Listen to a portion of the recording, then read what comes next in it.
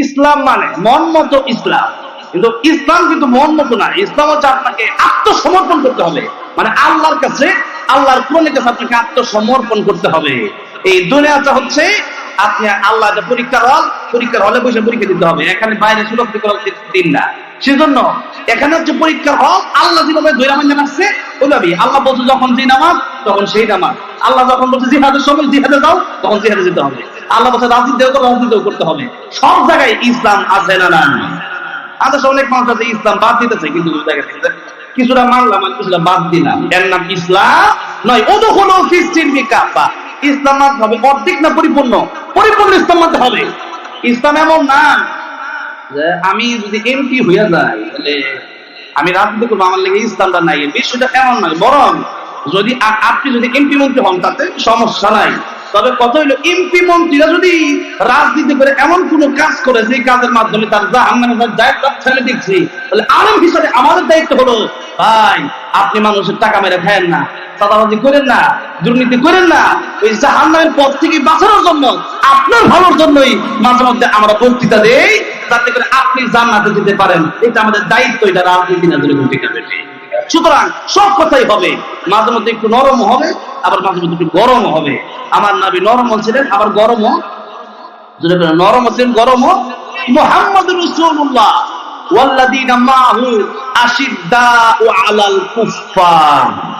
আমার নবী সাহাবায়ে কেরামদের সাথে নরম ছিলেন, কিন্তু কুফফার দ্বারা এরা যখন আল্লাহ রাসূলের বিরুদ্ধে, বিশেষ করে রাসূল তো নিজেই আল্লাহ রাসূলের সাথে গালি দিলে রাসূল সহ্য করে নিতেন, আমাদেরকে গুলো মাঝে মধ্যে গালি দিলে আমরা সহ্য করে নিই, ঠিক না? ঠিক করে কর। কিন্তু আমাদের ঈমান যাদের ভিতরে আছে, যখন আল্লাহ রাসূলকে গালি দেয়, জীবন দিতে পারি আল্লাহ রাসূলের বিরুদ্ধে কথা বললে সহ্য করতে পারি।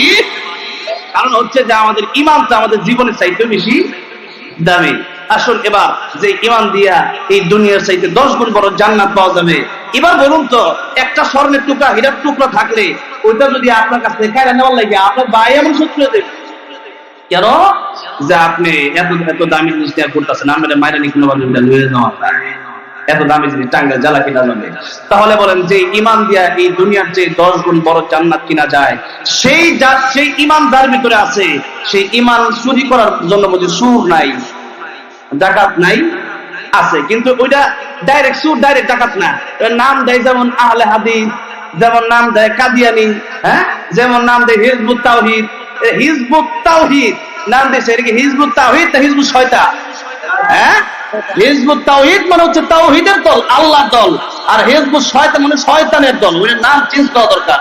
কারণ হচ্ছে হিজবুত তাওহীদ না আউলিয়া এমন এমন কাজ করে, যে কাজ করলে পরে ঈমানই থাকে না। কোরআন শরীফ পড়তারে না, নাম দিয়েছে হিজবুত তাওহীদের নেতা, যায় কোরআন শরীফ পড়তা না ঠিক মতো। এরপর আল্লাহু আকবার শরীফ শুদ্ধ বলতে আল্লাহু আকবার ওইটাও বলতে পারে না। নামাজের ঠিক নাই, বেপরদা মহিলাদেরকে স্টেজে দিয়া এরপরে সুন্দর সুন্দর ওয়াজ মাহফিল করে, যেন নাই পর্দা ওয়াজ মাহফিল করতেছে। এইলো হিজবুত তাওহীদ। এরপরে হিজবুত তাওহীদের কাজ কি? কাজ একটাই, ওই কাজ হলো যত হক্কানি উলামায়ে কেরাম আছে তাদের বিরুদ্ধে যত কথাবার্তা, বিশুদ্ধার গালি গালাজ, এই সব কাজ হলো তাদের। বলেন, এরা কি হিজবুত তাওহীদ হতে পারে?